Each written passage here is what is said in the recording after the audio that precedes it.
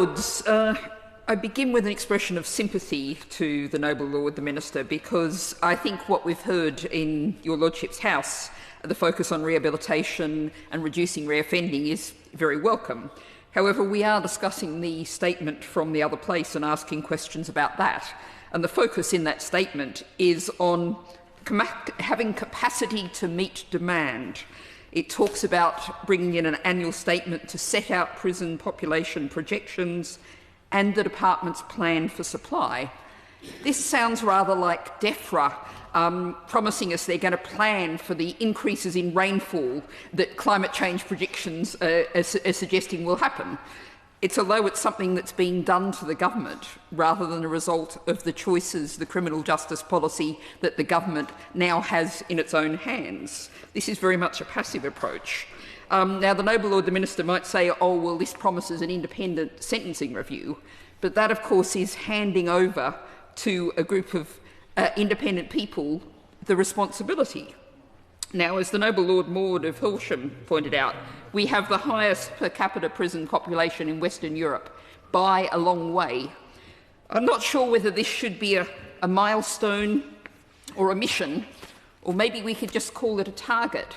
Surely the government should be saying we are going to aim by the end of this term of the government to have a reduction. Let's say we're currently at 159 people in prison per 100,000. Perhaps we could aim to get to the next big country, France, which is 104 people per 100,000. That's a third reduction. Finland, 51 per 100,000, is a very long way away indeed. Perhaps we could aim for an average. Shouldn't the government have a target, a milestone or a mission to reduce the prison population by the end of its period in office?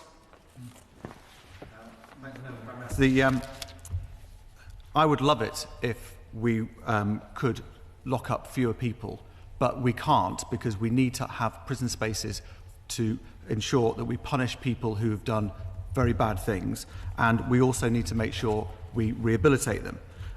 We need the capacity. So when we had the civil unrest in the summer, we needed that capacity to cater for things like that.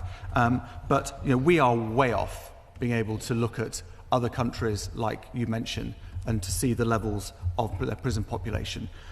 This is going to take an awful long time to turn around, but I think the steps that we are taking now are very, very important steps.